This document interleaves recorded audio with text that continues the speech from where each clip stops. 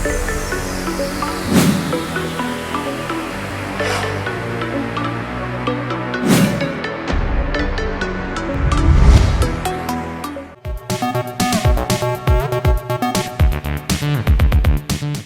Hello welcome to best of the day.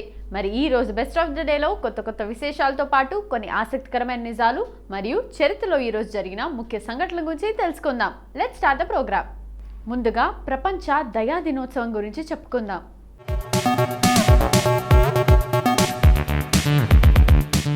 దేవుడు భక్తుణ్ణి అడిగాడట, నేను నీ ఇంటికొస్తే నాకు అన్నం ఎందుకు పెట్టలేదు అని. నువ్వెప్పుడొచ్చావు తండ్రి అన్నాడట భక్తుడు. ఒకరోజు నీ ఇంటి ముందు ఒక దీనుడు క్షుద్బాధతో అన్నం అడిగాడు. అతడికి నీవు పెట్టి ఉంటే అతడిలో నేను కనపడేవాణ్ణి అన్నాడట దేవుడు. దయను మించిన అంటు లక్షణం మరొకటి లేదు. మనం ఒకరితో దయగా ఉంటే ఆ ఒకరు మరొకరితో దయగా ఉంటారు. సాహసం వీరత్వం కంటే దయ కలిగిన వాడే గొప్పవాడు. ఇంట్లో, ఆఫీసుల్లో, సంఘంలో దయ లోపించటం వల్లే ఇవాళ సమస్యలు పెరిగిపోయాయి. దయ చూపే వారికి సాటి మనిషి తోడు నిలుస్తాడు. దయే నేడు కావాల్సిన చుట్టం, వెతకవలసిన దైవం. దేవుడు మనుషుల పట్ల ఎంతో దయగా ఉన్నాడు. లేకుంటే ఉష్ణంగక్కే పగలు నుంచి సాంత్వనం కోసం రాత్రిని ఇచ్చేవాడా?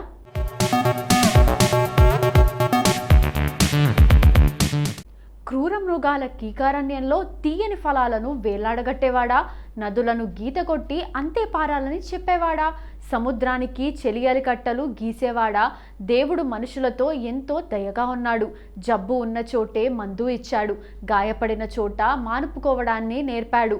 కంటిలో నీరు ఇచ్చి ఆనంద బాష్పాలను కూడా చిలకరించాడు. మనిషి అన్ని ఫ్రీ. గాలిలోని ఆక్సిజన్ ఫ్రీ, సూర్యుడిలోని డి విటమిన్ ఫ్రీ, మబ్బులోని వాన ఫ్రీ, చంద్రుల్లోని వెన్నెల ఫ్రీ, చెట్ల ఆకుపచ్చదనం, ఆకాశంలోని నీలిమ అన్నీ ఫ్రీ. ఇన్ని ఫ్రీగా తీసుకుంటూ అతడు బదులుగా ఇవ్వవలసింది, చూపవలసింది ఏంటి? సాటి మనిషి పట్ల కాసింత దయ, కొంచెం కరుణ, గుప్పెడు ఆర్ద్రత, చిటికెడు చెమరింత. ఇంగ్లీష్ వాడు మానవ జాతిని మ్యాన్ కైండ్ అన్నాడు.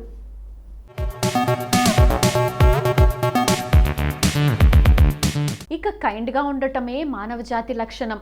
మానవీయమైన గుణం కలిగిన వాడే మానవుడు. మానవీయ గుణం అంటే దయ, కరుణ.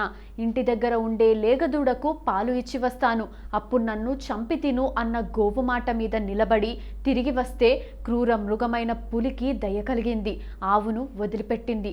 కానీ నేటి మనిషి పులి కంటే కఠినంగా మారుతున్నాడా? దయ, జాలి, కరుణ అనే మాటల్నే మారుస్తున్నాడా? ఇలాంటి మనిషిని ప్రకృతి ఇష్టపడుతుందా? ఇల్లు, ఇరుగు, పొరుగు, పిల్లల పట్ల పెద్దలు దయగా ఉండాలి అని అంటారు. పిల్లలకు ఇంటి పని నేర్పించడం వేరు, ఇంటి పని పిల్లల చేత చేయించడం వేరు. బాల కార్మిక వ్యవస్థ బయట శిక్షార్హమైన నేరం. కానీ ఇళ్లల్లో సొంత పిల్లలను రకరకాల పనుల్లో పెట్టి వారిని చెప్పుకోలేని బాధకు గురి చేసే తల్లిదండ్రులు ఉంటారు.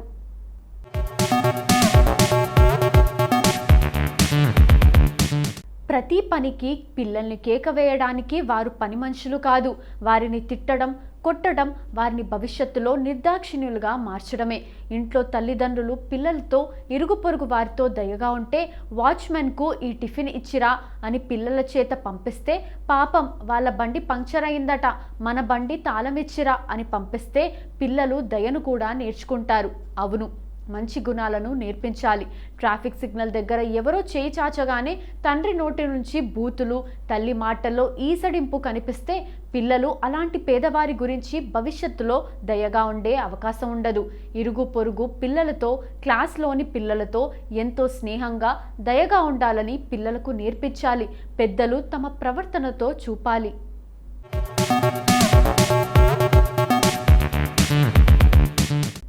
యువతలో ఈ దయాగుణం లోపిస్తుందని అమెరికా, ఆస్ట్రేలియా, యూకేలలో క్లాస్ 12 లోపు పిల్లల కోసం కైండ్నెస్ కరికులం ప్రవేశపెడుతున్నారు. పని చోట మనతో పనిచేసే వారితో మనం కఠినంగా ఉండాలి అనుకోవడమే సగం అనారోగ్యం. పని రాబట్టుకోవాలంటే కఠినంగా ఉండాల్సిన అవసరం లేదు. ప్రేమగా, ప్రశంసగా కూడా పని జరుగుతుంది చాలాసార్లు. కొలీగ్స్ను ఎలాగైనా ఇబ్బంది పెట్టాలని చూడడానికి మించిన నిర్దయ లేదు. వారి నిజమైన సమస్యలకు స్పందించడం, కనీసం వినడం, వారి పని సర్దుబాటులో, సెలవుల అవసరంలో సాయంగా ఉండటం పనిచోట చూపాల్సిన కనీస దయ. పనిచోట రాజకీయాలు నడిపిస్తే అనారోగ్యం వస్తుందని, దయగా ఉంటే మనశ్శాంతితో ఉంటూ శరీరంలో మంచి ఎంజైమ్లు ఊరుతూ ఆరోగ్యంగా ఉండొచ్చని అధ్యయనాలు చెబుతున్నాయి.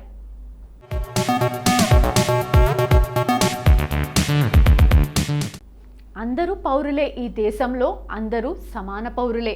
అందరికీ రాజ్యాంగం శిరోధార్యమే. ఈ దేశంలో ప్రతి ఒక్కరూ గౌరవంగా జీవించాలి. అలా జీవించే హక్కు వారికి ఉంది. ప్రాంతాన్ని బట్టి, సామాజిక వర్గాన్ని బట్టి, మతాన్ని బట్టి, భాషను బట్టి, ఆచారాలను బట్టి, ఆహారపు అలవాట్లను బట్టి ఫలానా వారి పట్ల నిర్దయగా ఉండొచ్చు అనుకోవటానికి మించి సంకుచితత్వం లేదు. నువ్వు నిర్దయగా ఉన్నావంటేనే పై చేయి తీసుకుంటున్నావని అర్థం. పై చేయి తీసుకోవడం అంటే పీడన చేయటానికి సిద్ధమవుతున్నామని అర్థం. పీడిస్తే సంఘంలో బాధ ప్రవహిస్తుంది. దయగా ఉంటే సంతోషం, సామరస్యం పెళ్ళుకుపోతాయి. ఇవాళ ద్వేషం కాదు, కావాల్సింది దయ. బాగున్న వర్గాలు బాగలేని వర్గాల పట్ల నిర్దయను మానుకుంటే చాలు. వారి హక్కుల్ని వారు సాధించుకుంటారు. గ్రామీణులు ఫలానా అతను దయగలోడు, ఫలానా ఇల్లాలు దయగలది అంటుంటారు.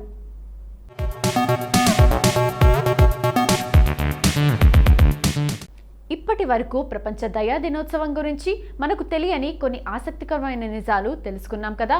మరి నవంబర్ 13వ తేదీన ఒక్కసారి చరిత్రలోకి వెళ్ళి చూస్తే ఎంతోమంది ప్రముఖుల జన్మాలు జరిగాయి. మరి ఒక్కసారి చరిత్ర పుటల్లోకి వెళ్ళి నేడు జన్మించిన ప్రముఖులు ఎవరో తెలుసుకుందాం రండి.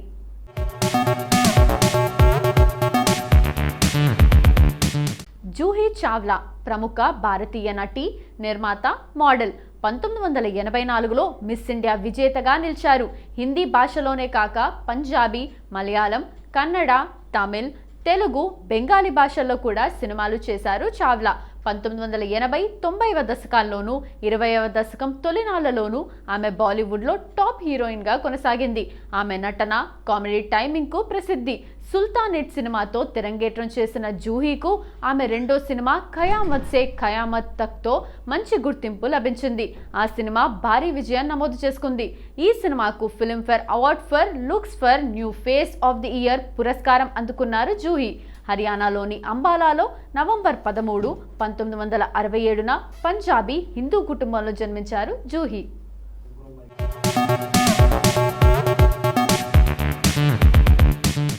నిఖితా దత్తా ఒక భారతీయ నటి. హిందీ సినిమాలు, హిందీ టెలివిజన్లో కనిపిస్తుంది. ఫెమినా మిస్ ఇండియా 2012 ఫైనల్కు చేరిన ఆమె లేకర్ హమ్ దివానా దిల్తో తన నటన, చలనచిత్ర రంగ ప్రవేశం చేసింది. ఇందులో ఆమె సహాయక పాత్రలో నటించింది.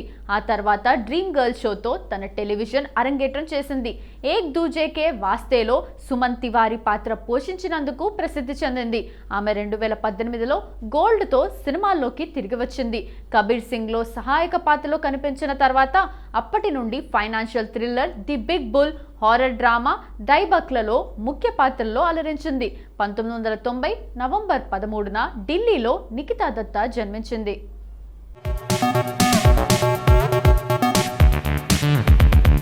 పి సుశీల గాయకురాలు. సుశీల విజయనగరంలో 1935 నవంబర్ 13న సంగీతాభిమానుల కుటుంబంలో జన్మించింది. ఈమె తండ్రి పి ముకుందారావు క్రిమినల్ లాయర్గా పనిచేసేవారు. తల్లి శేషావతారం గృహిణి. సుశీల 1950 నుండి 1990 వరకు దక్షిణ భారతదేశంలో అత్యంత విజయవంతమైన నేపథ్య గాయకురాలిగా ఎదిగారు. భారతీయ సినిమా రంగంతో సంబంధం ఉన్న ప్లేబ్యాక్ సింగర్. 5 జాతీయ పురస్కారాలు, పలు ప్రాంతీయ పురస్కారాలు అందుకున్న సుశీల ఆమె గాత్ర మాధుర్యంతో 50 సంవత్సరాల పైబడి సాగిన సినీ జీవితంలో తెలుగు, తమిళం, కన్నడ, మలయాళ, హిందీ, బెంగాలీ, ఒరియా, సంస్కృతం, తులు, బడుగా, సింహాల భాషల్లో 50,000కు పైగా గీతాలు పాడింది. భాష ఏదైనా కంఠస్వరానికి, స్పష్టమైన ఉచ్చారణకి సుశీల పెట్టింది పేరు. 1950లో సంగీత దర్శకుడు నాగేశ్వరరావు ఆల్ ఇండియా రేడియోలో నిర్వహించిన పోటీలో సుశీలను ఎంచుకున్నారు.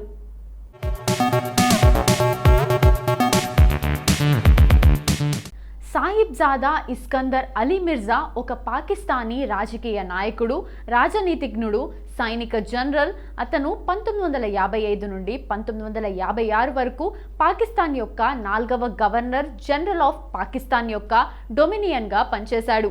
ఆపై ఇస్లామిక్గా పనిచేశాడు. రిపబ్లిక్ ఆఫ్ పాకిస్తాన్ యొక్క మొదటి అధ్యక్షుడు 1956 నుండి 1958 వరకు మీర్జా శాండ్ హార్ట్స్లోని రాయల్ మిలిటరీ కాలేజ్లో చేరే ముందు బాంబే విశ్వవిద్యాలయంలో చదువుకున్నారు.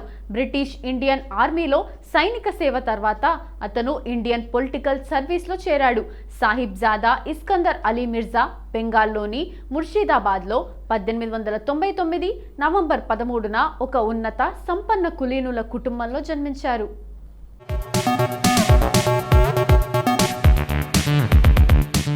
హర్మాన్ బవేజా ఒక భారతీయ నటుడు, నిర్మాత. అతను లవ్ స్టోరీ 2050, వాట్స్ యువర్ రాశి వంటి చిత్రాల్లో నటించాడు.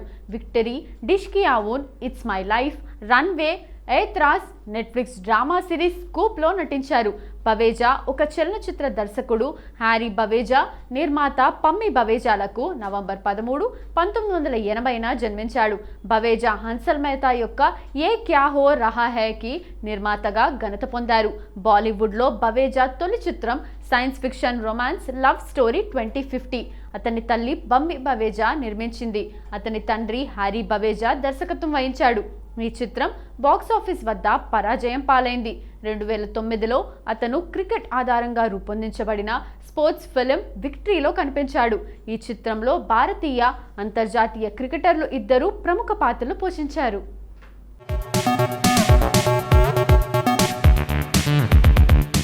సో ఇదండి ఇవాల్టి బెస్ట్ ఆఫ్ ద డే. ఈ ఎపిసోడ్ అనేది ఈ రోజుకు సంబంధించిన కొన్ని ఆసక్తికరమైన విశేషాలు తెలుసుకోవడానికి ఉపయోగపడిందని అనుకుంటూ మళ్ళీ రేపటి ఎపిసోడ్లో కలుద్దాం. Bye bye.